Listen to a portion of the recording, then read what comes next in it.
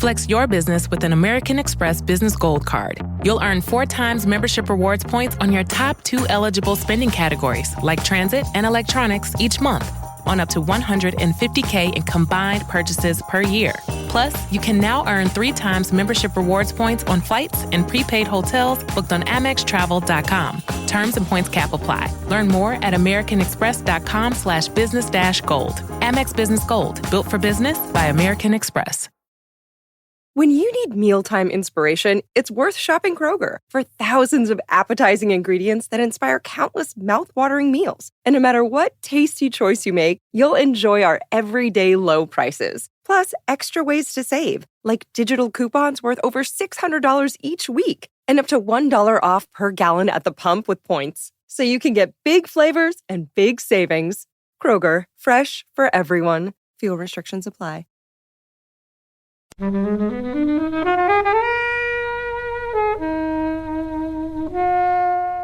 That scene in which they go outside to smoke a joint and there's a moth that goes over to Ruffalo and then lands on his hand and sits there perfectly. Yeah. And he, like, mid-line, like, studies the moth and then it sods off on the other side of the frame. As if it was trained to do that. Perfect bit of happenstance. Yeah. It's so beautiful. That feels like the theatre kind of background, doesn't it? Of not just the performers, but also Lonergan. Like, let's see where this goes. Yeah. Okay, Yeah.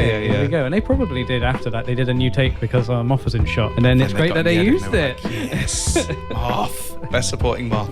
Halfway to 100, it's episode 50. As always, guys, we have all the show notes online at flixwatcher.tv for all the episodes, so please come and visit us there. Of course, join us on Twitter at FlixWatcherPod, and please come to iTunes, rate us, and subscribe. So all films were available on Netflix at the time of recording, guys. There will be spoilers and bad language. You have been warned. Hello and welcome to this edition of the Flixwatcher Podcast.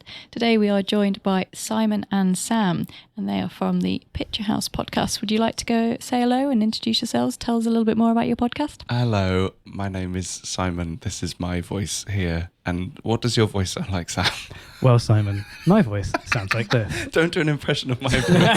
So yeah, because it's quite similar there. It'll be a We nightmare. we decided to record a strictly audio podcast, knowing that we both have very similar voices and that we'll primarily be the only 2 people speaking Perfect. about films that we mostly often have the same opinion about. That's true.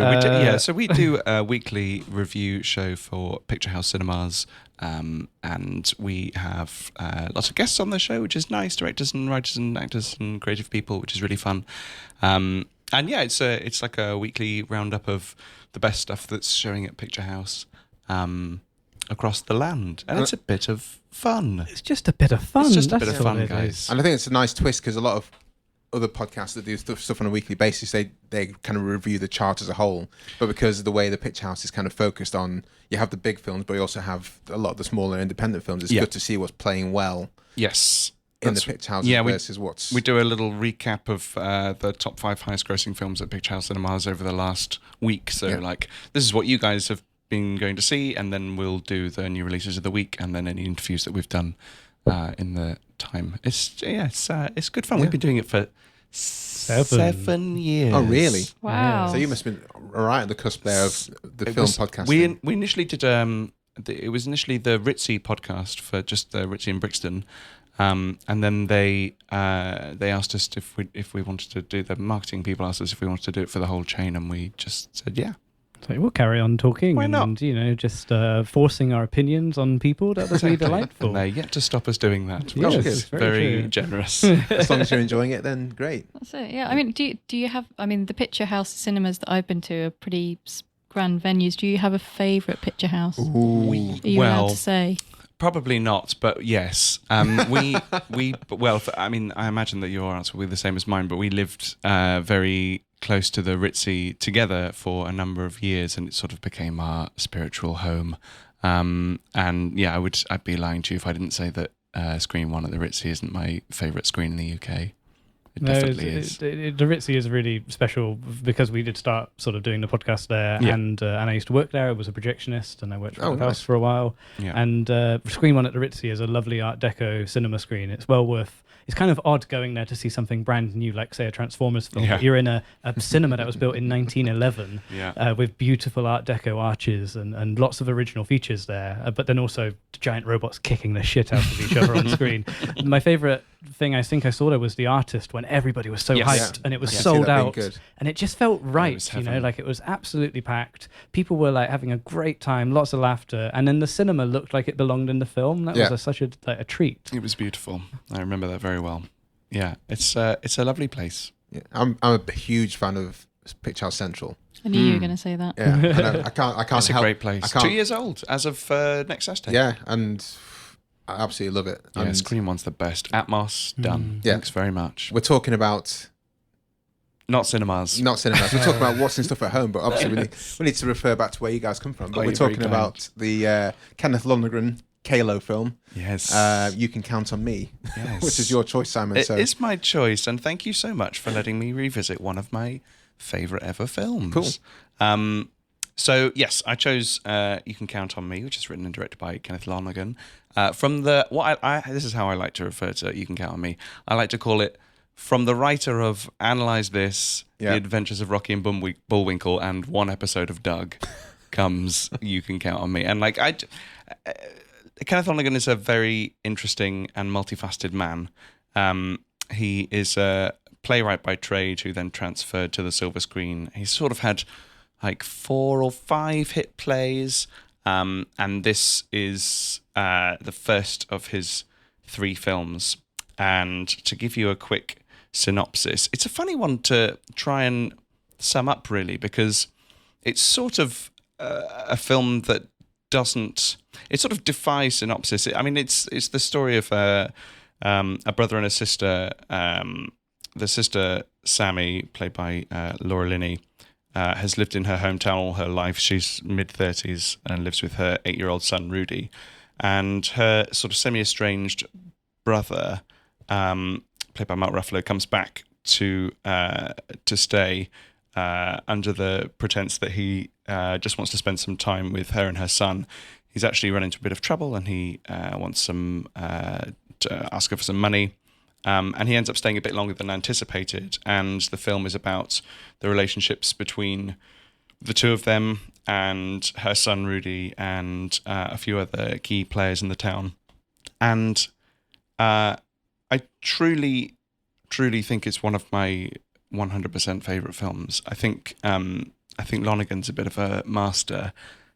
He's made 3 films in 17 years, and I think they're all absolutely exceptional and like 3 of the best films. And the main reason I chose this film is that it feels to me like it's a little hidden gem.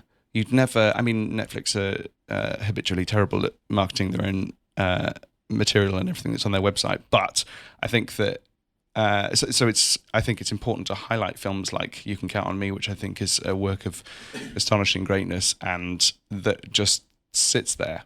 And I think that's maybe part of a larger discussion about Netflix, but like it's interesting that these little hidden gems are there, and like that's the great thing about your podcast is that that's what this is. That's why I bring people like you to unpick and you're very kind. Get the pickaxes out and unearth these gems. Because I've never heard of this before. I'd seen Manchester by the Sea. Right. Looking back at Kalo's oeuvre, I've seen. Well, he wrote Gangs of New York, for example. He did. So I haven't seen it. I saw it at cinema and loved it at the time. But I haven't seen it since then. But he's been the opposite of prolific. Yes. In the same way as like Tom Ford and Patty Jenkins, I guess. Sure, they take their time. Yeah, and that's actually fine because on the flip side is like Woody Allen. Sure, chucking one out one a year, and the quality is well, it's certainly very mixed. I mean, if you take someone like Woody Allen, then Allen's what was his last good film? Blue Jasmine, and then before that, what? Midnight in Paris. Yeah, Manhattan. Yeah. We talked about Manhattan. They had mixed thoughts on that here, didn't we? If you've not revisited it in a while, then I've not. Some of the sexual politics might be. Yeah, of course. I'm not surprised. I can't be bothered. I just can't be bothered. Fuck that guy. But I think it's a really interesting film. Especially, I don't know how have you guys seen Margaret? I haven't seen Margaret. No. So Margaret is an interesting one as well. But I was trying to imagine what the experience might be like to have seen Manchester by the Sea and then watch You Can Count on Me afterwards, because there are so many things that cross over there, like the way he used the camera and the use of music, and even just things like fishing, like various bits and pieces and human frailty and fragility and broken people, and Matthew Broderick, who is also in Margaret, and he's a Lucky Charm, and he's from Kalo. I love that Kalo is happening. Yes, it's important to make it happen. He's from his theatre days, and I think they are Matthew personal Broderick friends. Him and Kalo. Broderick, Embro and Kalo. They used to hit up. This is where it starts, guys. No, they're friends outside of work, and I think they've worked together in theatre. Yeah. So it's kind of nice that he's been there in a very small role in Manchester by the Sea. Yeah. See a much bigger role in here, and in Margaret he's, I don't know, somewhere in between. Yeah. But obviously with this one, with I'm pointing at a screen that the listeners can't hear, but with You Can Count on Me, obviously Matthew Broderick is there for financing, because the film stars Mark Ruffalo and Laura Linney, and Mark Ruffalo at the time wasn't in any of the Avengers yet. No. It was one of his first properly good films that you'd actually want to go and see. He did a lot of genre films, sequels, TV shows and things before this, and lots of theatre work as well, and I think they met through the stage. Yeah. But this is probably his first good film. So he's such a huge star. What kind of thing was Ruffalo doing? Because the first film that came onto his radar was The Kids Are All Right. Oh, wow. Sure, right. And that was about 5 years after You Can Count on Me. Right. So what is early Ruffalo? What's 20th honestly, century Ruffalo? It was like television shows, sequels to horror movies. I think he maybe did something that looked half decent before this, maybe 2 years before this film, but this seems to be the one. And this was that got him noticed, and of course it did, because he's great in it. Yeah, the little Sundance film that propelled him and Kenneth to bigger things. I mean, even Linney wasn't at a bankable kind of character at that point. No, she. There were. She bits had done the Truman Show, hadn't she? Or was it about the same time? Yeah, it's pretty much the same time. I mean, but there's, she'd done Primal Fear and Congo, so she was on the Kinsey as well, on the up. Yeah, well, Kinsey's a few years afterwards, but still cracking, I think. Yeah. And I really love. That's the key thing for me in this. I think that Lonergan is a really great guy, but it's Linney that makes this sell for me. I think she's just astonishing. I love, honestly, everything about her performance. It's difficult to not try to sound too hyperbolic about it, but I think she there's such a strength and a conviction to her performance, and all the while you can feel her and the character trying to sort of facilitate this strong sheen, even though things are collapsing and crumbling, and she's not on the strongest of foundations beneath all that. And I think she's a marvel. I'm really deeply in love with her. I think she's Helen. What were your thoughts? And You Can Count. You haven't seen Manchester by the Sea. I haven't, no, but this has been on sort of the list for a while, because obviously Mark Ruffalo. Who doesn't love Mark Ruffalo? Yeah, really? Sure. So this was, and obviously Laura Linney as well. Yeah. So I really enjoyed it. I thought it was great. It is two great performances. By when they have done greater and more different and wider performances, but it just feels very real, and not saying it that obviously his experience is very stagey. It doesn't feel stagey at any point, and even though it should be miserable, but it's not, because they bring such energy, and they're two characters who things aren't going right, and there's not really a resolution at the end either, so it's just kind of like a snapshot into their life at one particular time that's obviously been influenced by something that happened a long time ago that's still with them. And you're just kind of looking into those few weeks that he's there, and then he goes away, and you're just left to think, what's going to happen to both of them, really, because they've both had such an intense time there, which is obviously going to then shape what happens in the next time as well. Yeah, I think I totally agree. I feel that the film, the sort of the beauty of the film is that we've all seen films about small town middle class America that are sort of vaguely like humdrum and drab and sort of do the same sort of plodding things and with an eventual dramatic resolution. And what this film has to its advantage is total 100% emotional authenticity. These are real people that feel like real people. Like it just feels like real life. I buy it. I totally wholesale buy it. I think you don't get films like that very often. I think Ruffalo plays this kind of character really, really well. And the last film, outside of the Hulk side of things, his character in Spotlight. Sure. So you've seen that? Sure. Where he just plays that. He seems like just a plodding research journalist going from place to place. And there's that one scene where he really kind of just unleashes his kind of fear and anger and everything. The Oscar moment. Yeah.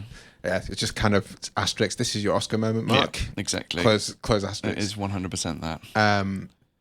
But it's understated but powerful. I think how he plays these kind of roles, and it's got. I think in Spotlight especially, it's quite an affected performance. It's same with Foxcatcher as well. There's quite a lot of that. True. I think this is my you'll be unsurprised to learn that this is my career best for Ruffalo, because I think it's sort of like it's almost an unaffected performance, and I think that he has become a little more affected with age, and I like seeing sort of early ready salted Ruffalo before we get the mad stuff later on. Is second place Dancing in His Pants with Kirsten Dunst, which is up there in my favourites. Yeah, it's certainly up there. It's a film I've never heard of. Oh, mate. Is it? I mean... It's Eternal Sunshine of the Spotless Mind. Oh, okay, sorry. Yeah. Oh, he did that before this. That was the one thing he did before. Yes, of course. There you go. That was the little film I forgot. That was the first thing I saw him in. Another Sundance. Because some of these films you need to re-watch again to reacquaint when the first time you met people. Because when you talked about Truman Show, I'd forgotten that Laura Linney was in Truman Show. But that film wasn't about her in any way, shape or form. And same with Spotless Mind. It just wasn't. It wasn't about Ruffalo. It wasn't about Kirsten Dunst. When Jim Carrey's in a film like that and it's centered around him, it's not about anyone else that's in that film. But I need to. I think we were watching it in different ways. That's what I remember. I remember Kirsten Dunst in Pants and Ace Ventura. But I think we need. Yeah, I think I need to watch that again because it's. I remember loving it, but I've only seen it once, and I thought it was just an excellent film, and just thought that Yeah, I mean, there's so many others. The Kids Are All Right is great brilliant. as well. Yeah, it's good. He's kind of like maybe an older version of this character who's got a little bit more leery about him. Yeah. Yes, exactly. He's a very talented man. And yeah, I just there's again. Almost every character in this film has a underlying fragility to them. In fact, the Ruffalo character is the one where that vulnerability is most on the surface, and he just plays it so beautifully. It's heaven. This film also features something that Kenneth Lonergan is very good at, which is finding new talent. And this has Rory Culkin, brother of Macaulay, in his feature film debut. And Rory hasn't had the same career or life as Macaulay, which may be a good thing. But he's like regularly in very good films. He was in a few years ago a feature film debut called Electric Children, where he had a lead role. Opposite, it's the film that launched a actress called Julia Garner, his career. That's terrific. And he was most recently in Wiener Dog, the new Todd Solondz film. And playing, like, even though in this film he must be about 8 or something, in Wiener Dog it feels like he's basically playing the same character. But this film put him on the map. And in Manchester by the Sea, Kenneth Lonergan there's a child actor in that who's very good. Yeah. And in Margaret, he filmed it so long ago, Anna Paquin was basically still a child. It just took 7 years to actually be released. Yeah, endless legal battles with Fox. That was a real nightmare. But yeah, the Paquin character in Margaret's 17, 16? I mean, yes. I imagine she's slightly older than the character that she's playing, but... she's in high school, isn't she? The whole thing is about her being in high school. But the film was released when she was also in a new X-Men film where she plays a much older character. It's very odd to get your head around. It was a bit of a time warp when that came out in 2011. It was a strange feeling. But yeah, to see his second film 11 years after the first one was a bit of a thrill, certainly, yeah. I think Rory Culkin was actually one of the stars of this as well. Very as a child actor as well, he held it really well. Absolutely. There's no kind of obvious hamminess, and No. I think it just kind of flowed really well from him. Yeah. And you could see him hanging out with his uncle. I think the scenes that played out there, just working alongside his uncle in the next to the building and playing pool with him, and it's a lovely scene. Lying to your mum. Yeah. I'll try not to be a broken record, but it does feel totally real. Like we've all had those, when they're coming home from the bar and they're trying to sort of rush in before mum gets back, and like we've all had moments like that, and they're played with such authenticity. Yeah, it's a funny film to try and sum up, but I think can I read you something very quickly from a US critic called David Edelstein, who I think does a really, really great job of articulating what I'm trying to articulate. Can I read it? It'll take me 10 seconds. So David Edelstein called this film the best American movie of the year, noting that what the film is about can't be summed up in a line. Its themes remain just out of reach, its major conflicts sadly unresolved. But Lonergan writes bottomless dialogue. When his people open their mouths, what comes out is never a definitive expression of character. It's an awkward compromise between how they feel and what they're able to say, or how they feel and what they think they should say, or how they feel and what will best conceal how they feel. The common term for this is subtext, and You Can Count on Me has a subtext so powerful that it reaches out and pulls you under. And that's honestly how I feel about it. I think it's such a subtle and complex and moving film that feels to be on the surface not taxing in the slightest, but what you're actually experiencing is something quite rich and of high quality. I think it's just so cool. so cool. Yeah. I mean, we were discussing before we started recording that if you've ever sort of looked at the cover for the DVD or sort of seen the poster for it. It's lame. I mean, the poster is lame, and I'm not a big fan of the title either. No, although can we talk about the title though? Because there's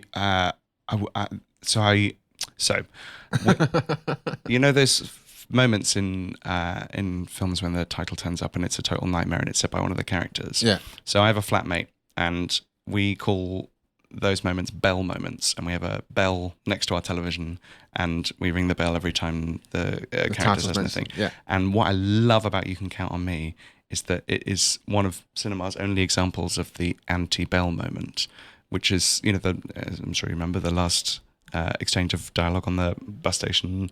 Obviously, the film title has never turned up in the film, and Mark Ruffalo says, "You remember what we said to each other when we were kids?" And Laura Linney says, "Yes, of course, I'll never forget." And that's the last. And we know that it's the title of the film, but it's beautifully unspoken, so you can't ring the bell. You cannot ring the bell. And I love that. I love that moment so much. But yeah, it's a bad title. It's such a lame, like Maeve Binchy sort of title. Yeah, and as we were saying, that if you don't know what it's about, it does look like kind of a weird romantic comedy drama rom-com between them, which is nothing at all like it is. And I don't know, it's just weird. They need to redesign it, I think. Yeah, it's bad marketing, but I mean, how the hell do you sell that film? I mean, that's what I was thinking. How did this kind of get made in the first place? It takes someone who's seen the film to say to a friend who will like this kind of film to say, you should watch You Can Count on Me. Because I don't know, I can't remember at all if Netflix presented this to me as a choice. Right. But had it come up with the images we see here, I probably would have thought, no. Don't see why. Yeah, it looks like a lame best friend comedy where one of them probably gets a terminal illness and then shuffles off. After I watched this, then the other films that were presented to me included What's Your Number, the Anna Faris kind of film. So that would have kind of fallen in that kind of... Yeah, no thanks. That radar of... How did that work? Come on, Netflix. Yeah, come on. Sort your algorithms out, pal. Those algorithms. Yeah, it's nightmarish. But I know what you mean. I mean, in terms of getting it made in the first place, Lonergan was the sort of toast of the New York theatre scene in the 90s, and like This Is Our Youth, which was his first major play, won some key awards, and then he made a friend in Scorsese, and then made a friend in Anthony Minghella. Yeah, Scorsese is the exact producer on this, isn't he? Yeah, and Minghella on Margaret. And yeah, they've just he was, he'd had this in his back pocket for a while and touted it around the studios, and that was that. I'm sure it would have been made for very little money as well. And yeah, fuck all. It's not a risk for a studio at all, and they'd know it was a Sundance thing going in, and that's what it was. And I think it won 2 awards at Sundance, and then as Kismet, which is nice.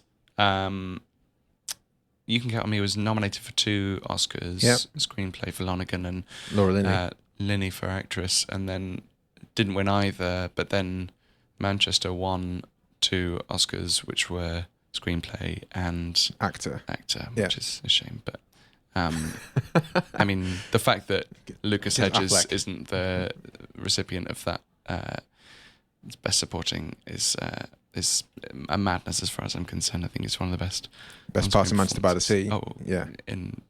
Absolutely. I mean, one of the best supporting performances in memory, I think. I think it's amazing. Also, another common theme, people crying on beds in both of those films. In all 3 of those films, people sitting on a bed and having a cry or having a little breakdown. Loves to cry on a bed. Well, let's see if that's a recurring theme in the oeuvre of Kalo. I've just cracked the Netflix algorithm. While Simon was doing a really wonderful speech about the accolades of Lonergan. Sorry. You said it was What's Your Number, which is the Anna Faris rom-com, which also stars a fellow Avenger, Chris Evans, and actually has a cameo from Chris Pratt, who later is in Guardians of the Galaxy. So it's like Netflix was like, you like seeing Marvel superheroes out of their costumes, Kobe. Yeah, that's it. That's definitely it. That's actually right. Yeah, probably right. Yeah, you've smashed it. Sorry, I missed what Simon said there, was it? No, it was boring.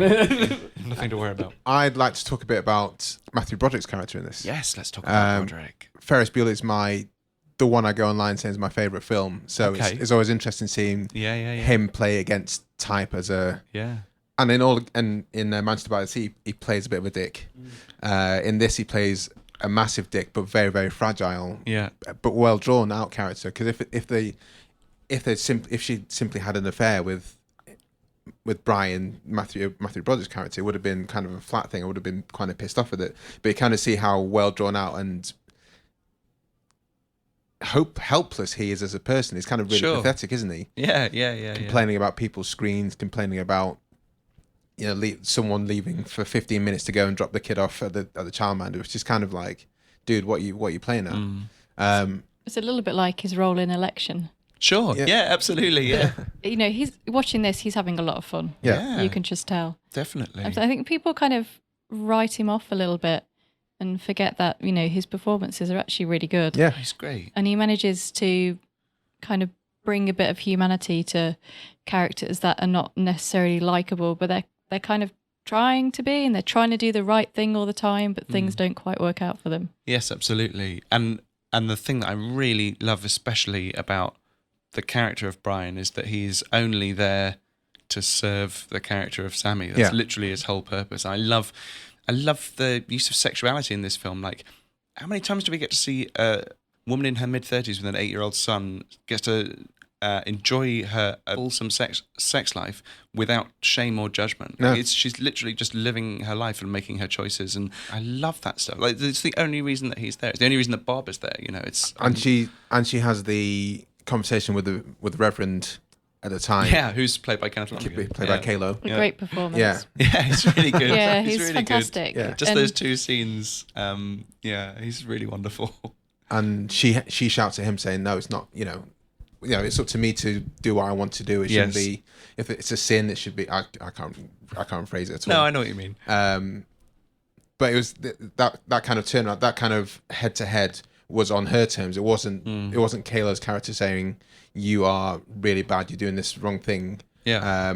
By having sex with people who are married and out of wedlock and stuff like that. So it was a really kind of interesting take on that, and she wasn't being vindicated for it. She wasn't being abused for it. It was just, this is me, this is what I'm doing, and she felt kind of bad for it, but at the same time was kind of like, well, this is how it is, and I'm going to live my life, and que sera, sera. Yeah, it's smart and authentic. People have affairs. Well, it happens all the time, and it's so strange that cinema can be so prudish about these things, and I love it when it's not, and you get something that feels real. And she wasn't that remorseful about it No, she doesn't give a fuck. She was just It's like, not a big deal. I fucked my boss. Yeah.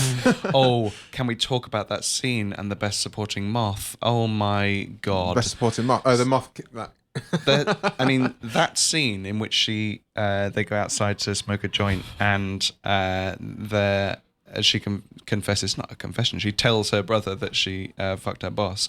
There's a moth that sort of cycles into shot, not on a bike, and like flirts with Laura Linney a little bit, sort of like flirts around her, and then goes over to Ruffalo and then lands on his hand and sits there perfectly. Yeah. And he, like mid-line, like studies the moth, and then it sods off on the other side of the frame, and it's just As if it was trained to do that. perfect bit of happenstance. Yeah. It's so beautiful.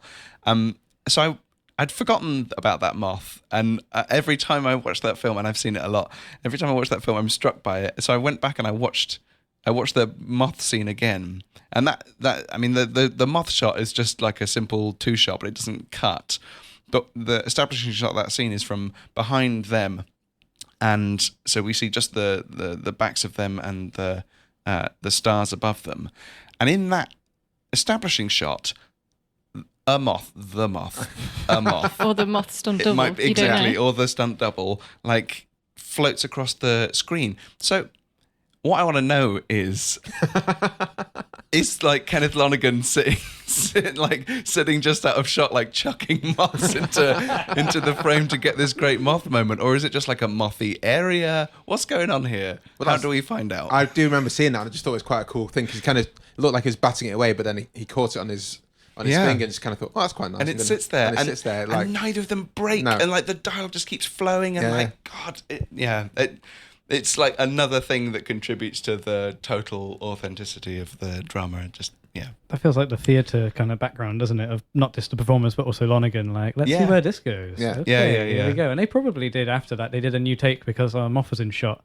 And then it's they great got that in the they edit used and they were it. like, yes, moth, best supporting moth. yeah, you can probably see other actors going, there's a moth here, I can see a moth. Yeah. Yeah. It's like, in my eye line, we need to stop this shit now, because No, not Linney and like, Ruffalo. They're professionals. keep on at it. They get it.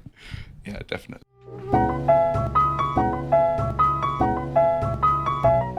Right, should we go on to the scores? Yes. My dad works in B2B marketing. He came by my school for career day and said he was a big ROAS man. Then he told everyone how much he loved calculating his return on ad spend. My friends still laugh at me to this day. Not everyone gets B2B, but with LinkedIn, you'll be able to reach people who do. Get a $100 credit on your next ad campaign. Go to linkedin.com/results to claim your credit. That's linkedin.com/results. Terms and conditions apply. LinkedIn, the place to be, to be. First up, we have the recommendability score. These are all out of 5. Okay. So how much would you recommend this to someone? And we'll start with you, as it's your film. Oh, thank you. I mean, you're not going to be surprised by my score. I've spent the last... Oh, I didn't see it in the year 2000, actually. I didn't see it until 2005. But I have spent the last 12 years recommending this film to people. And yeah, I mean, it has to be a 5. Yeah, I can't recommend it enough. It's one of my favorite films. 5. So Five. when you first went on Netflix, do you kind of test it every now and again to see what kind of films it has on there, to see if it's... Do I? Yes, I suppose I do. I do use it a lot. I mean, almost daily. But yes, I certainly do. I like to test it by actor. Actually, I really like doing it by performer and just seeing, even like Linney, and seeing like, oh, I wonder if they've got the Nanny Diaries. I wonder if they've got Lorenzo's Oil. Yeah. I wonder, and it's unlikely, but sometimes you get a Congo. So sometimes you can luck out there. You nearly retracted this choice, didn't you? Yeah, in the nearly- early days, yeah. you picked it, and then You said you weren't sure. You that were this was gonna be questioning it, and Did then I- I That isn't 5 recommendation if you're going to retract your choice. No, well, that's true. I know what you mean. No, God, did I tell you what I was going to choose insteed? Maybe. I'd already got my heart set on watching this, so I was Okay. like, no, we're having that. No, fair enough. Oh God, what was I gonna? I can't remember what. If I can remember, I'll let you know. Shit, I can't So it was a remember. deliberation type of thing. Yeah, I couldn't. I think I was going to go for something a bit more schlocky, and then I was like, no, follow your heart. Follow your heart. Sam.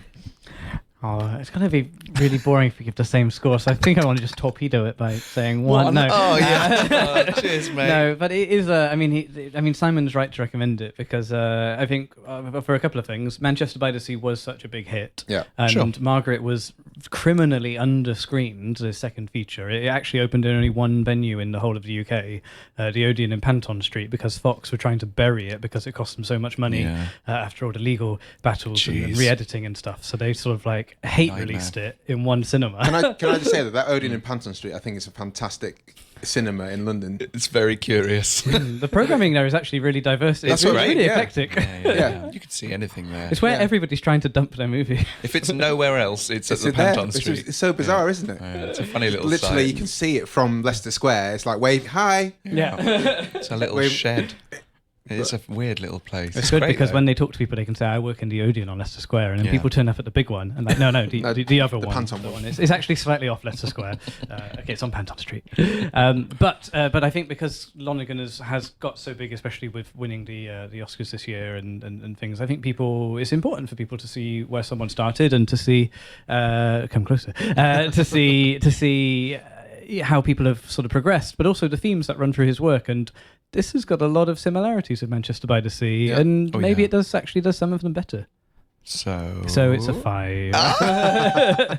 He's gone 5. Go big or go home, or just choose a different number. By the way, you can go to decimal places. Okay, that's good to know. Helen. I'm going to join the 5 club as well. Oh, really? Yeah. I mean, it was made in 2000, and it doesn't feel that it was made that. It's got a very other than the phones, other than they don't have mobile phones. Yeah, that's the only thing that really ages it. And the computer screens in the bank. Oh yeah, banks, yes, of course. I'm pretty sure a lot of banks still have computers. That's like that. true. Yeah. I bet banks have outdated computers. But yeah, the fact that like Linney and Broderick can't text each other, and like she has to like call up his home, and then his wife picks up like, oh, okay, we're in the past. We're totally in the past. Yeah, proper old school answer phones with the tapes and stuff like that. Yeah. Cool. Yeah, I'm gonna go 4. I think. Fair enough, mate. Yeah. Fair enough. Very good. I think I prefer Manchester by the Sea to this. I was kind of thinking there's going to be one core thing that happens. Right. The dramatic high without ruining anything of Manchester by the Sea is definitely higher than it is in this. In You Can Count on Me. And I think there's a couple of standout scenes where you're just kind of like, oh. But I think in this it was really it's just how they played it together, and I really love low key, well acted films, but I think will make it hard to recommend to some people. Sure, yeah. And that's why. If someone recommends me, I think fantastic. Cheers, and thank you very much for doing so. But it's my absolute pleasure. There'll be people I think would just be bored to tears by this. And those people are wrong. Sorry, guys. Repeat viewing. I think. Well, you've said you've watched it many times already. I have seen it a lot, and I think that it is emotionally rich and dense, and the moth scene never gets old. I mean, I was repeat viewing it while I was repeat viewing it. Like, I had to go back a scene and watch the moth again. That's a repeat view within a repeat view. It's not like the sort of thing that I would stick on while I was doing some emailing or anything. It's not like an every 6 month there, but it is certainly something that I have seen a lot of times, and I think it does. I mean, I'm ending up watching it sort of every 18 months or so, which is quite. I think in this day and age, that's very frequent, actually. Yes, seeing as choice is so diverse currently. So I'd say, what will I go for and repeat? I do watch it fairly often, so I'm going to say a solid 4 for repeat viewing from this guy. I think you're right. You have to be in the right frame of mind to watch it. It's not like let's all come over to ours, we'll have some beers, let's put on You Can Count on Me. Yeah, you're right. But when you do revisit it, it does reward. So you've seen it a couple of times, right? This is my second time, but I watched it only very recently for the first time because it was on Netflix, and I'd seen Manchester by the Sea, and I loved Margaret, and I was like, I should probably complete the trilogy, the old Kalo trilogy, and it does hold up to a second watch in only 6 months or so between it. But again, you do have to be in the right frame of mind. So it would be like it isn't like an obvious rewatch, but when you go there, it does reward you. So it's kind of hard to rate, I guess, because a rewatch will probably be enjoyable, but actually you have to kind of pluck up the courage to get to it. Sure. So maybe it's like a 3.5 for rewatch. Yeah, fair enough. Yeah, it's not going to stay on repeat. Yeah. It's not going to be on the cycle. Well, this is the first time for me. Yeah. And I would watch it again. I don't know how soon I'd watch it again, but just for the Ruffalo factor, really. Yeah. I'm going to give it a 3. Yeah. I think I'm going to join you on the 3 there. That sounds about right, doesn't Absolutely it? would watch it again. Not sure when. And it's probably something I think I'd probably have to think. It'll probably just come up in my mind that, I've not seen that for a while. Or it comes up in an article and think, I've not seen that for a while. I should maybe schedule it in. Maybe when the next time we get a Kenneth Lonergan film in 10 years' time, you'll be like, what she can get on me again if it's still on Netflix. Let's kind of make that, round out that quadrilogy. Yeah, yes, exactly. Small screen score. So how well does this work on a small screen? Do you feel the need to watch this in the cinema? Or do you know? Right, I see, yes. Well, I didn't see this film on its initial theatrical release in 2000. And thus I've only ever seen it on the small screen. But I think it feels like the sort of thing that has made a good transition to it. I mean, like, if one was being ungenerous, one might say that it's shot like an episode of Gilmore Girls. But I think there's more to it than that. But yeah, and I think it's perfect for the small screen. It's like a small homespun drama. So like, I don't quite know how to score that, but so like that seems like it's quite a high small screen score. Okay, so like maybe like a 4.5. 4.5. Oops, okay. Sam. I think Simon gave a good score. He was like, it's a great home watch, but I still respect that the need to be in the cinema. Yes. Yeah, sure. I think I guess it's a tricky one because it's not like you need to see it because the explosions look cool on the big screen. But I guess if you did watch it on the cinema screen, maybe it would be more immersive. Maybe you would receive fewer text messages and whatnot. Sure. But a lot of people probably never saw this at the cinema because I reckon it had such a tiny release. It was probably an Odeon Panton Street for a week or so. Yeah, but it was. So it's a film which is probably like Netflix is perfect for this film because it is a real discovery film after probably a very tiny initial release. But as all of the people involved have got bigger, they will seek it out. They'll be recommended it on the old Netflix algorithm. So there will be a lot of people doing as you do, Simon. Say, Mark Ruffalo. Yeah, absolutely. Okay, I'll see what this cat produced, and especially since things like Spotlight, where you can see him in the Hulk, and then he's in Spotlight, so people who look for Ruffalo can see that he has got more of a range to him. Completists. Absolutely, he's been the biggest film franchise in the world in the Avengers, and there's lots of fans who just love him because of that. But I reckon if they do sort of wander down his previous movies, they'll probably really enjoy them. And I think this is an excellent recommendation. So it kind of feels perfect for something like Netflix, and it works really well on the small screen. I had a really great time watching it. Like, I don't know, maybe 4.5 as well. It's a decent transfer as well. I was expecting because there's no You Can Count Me Blu-ray. There's no Blu-ray. No, the DVD transfers have always looked like shit. So but what we've got on Netflix is better than I've got 2 DVD copies of it, and it's better than either of those. So it was genuinely really refreshing to see like it's in the best quality I've ever seen it in. See that moth in the crystal clear quality for the first time.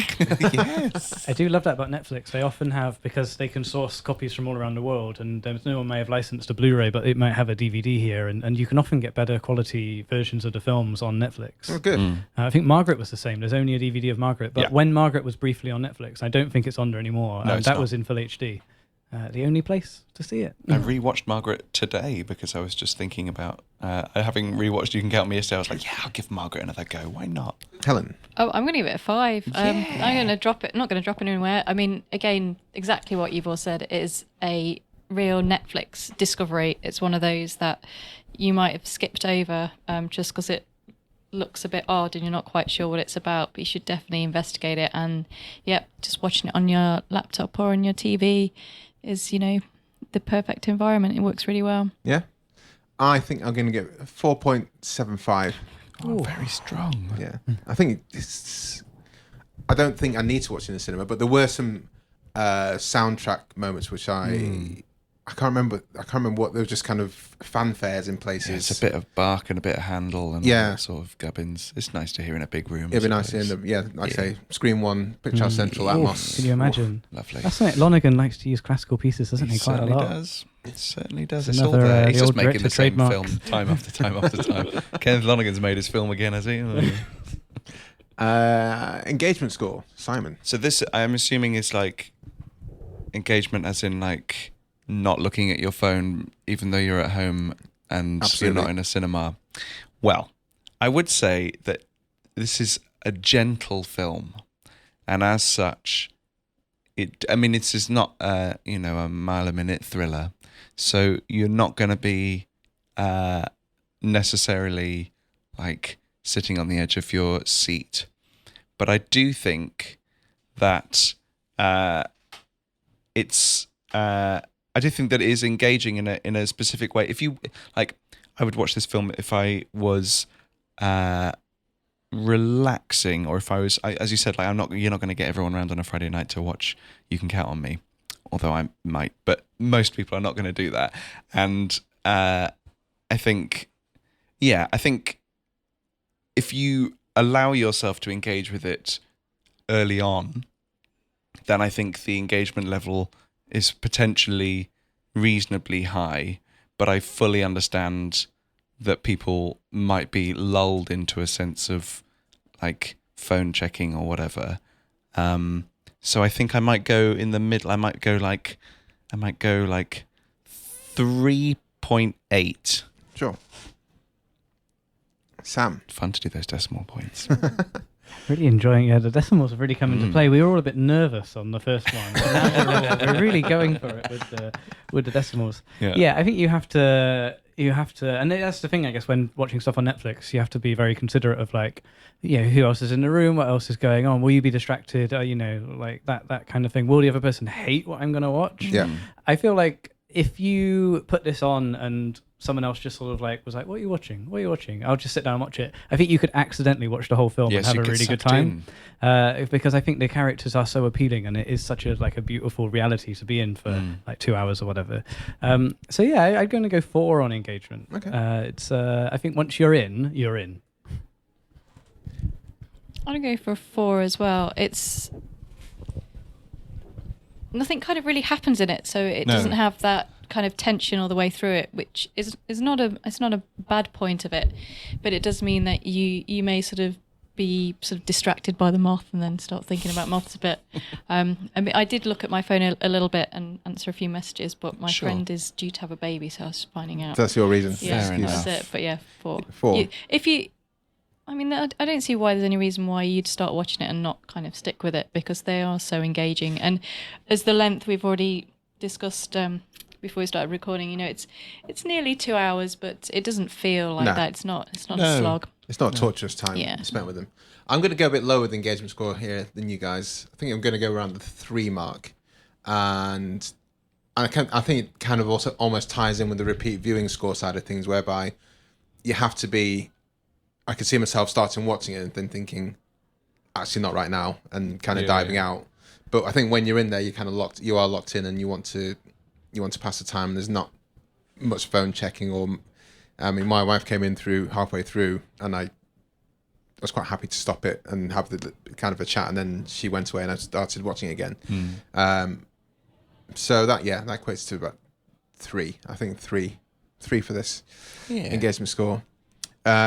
And that's an overall score and a 4.13, which is... It's quite strong, that is. Yeah. Very strong really score strong. It's a very strong film. It's a very... That superb moth supporting film. Best supporting moth. I was talking to a friend of mine yesterday about the best supporting moth, and she was like, yeah, but is the best supporting moth the one that went on the footballer's face? Who was it? Ronaldo? I don't know who it was. Remember the moth on the footballer's face? Mothgate, Yeah. Another great supporting moth. So we did reach out to our Twitter community to ask what they thought about You Can Count on Me, and we have feedback from Beyond the Box Set saying funny, moving and humane, excellent script with career-making performances from Linney and Ruffalo. Broderick is also perfectly cast, and that's 4 stars from Beyond the Box Set. Yes, I agree. Beyond the Box Set. Yeah. So the Boondoggle says negative stars. Disappointed Mark Ruffalo did not turn into the Hulk once. Oh, boo. I think that may be a bit jokey. Yeah, I think it might be There's joking. zero Hulk in this. Sure. Easy Rider Raging Podcast says fantastic film that most people I know in the UK have not seen. And that's a fair point. Didn't give a rating though. Didn't give a rating, but I think that'll be quite high. We can infer between 4 and 5. Yeah, fantastic. Yeah. Tom Kelly says honest and complex human film, exceptionally well written and acted. Love it. 4.5 stars. Yeah. So Nice one, Twitter. nice one, Twitter. Well Thanks done, Twitter. for your reports. So I think we'll sound off there, guys. If you can let us know who you are again, where you come from, and how we can find you. I'm Sam Clements. I talk on the Picturehouse podcast with Simon, and I'm on Twitter at Sam_Clements. I backseated a really hot one with the underscore tag. Lucky Thought I'd you. just get in there and get the underscore before anyone else did. And I'm Simon Renshaw. I am Sam's co-host on the Picturehouse Podcast, which you can find on iTunes and SoundCloud and all the other places. And you can find me on Twitter at Cy Renshaw, which is my name. Fantastic. Super. Thank you Thanks very much for coming on. Thank you very much Thanks for having us. Bye. Bye. Thanks for listening. You can find all of the episodes on our website, flixwatcher.tv. Want to give us your 5-star review? Follow us at FlixWatcherPod on Twitter. Big shout out to our editor, Brendan Russell, for all his awesome editing skills. And thanks as always to the mighty people for their tunes.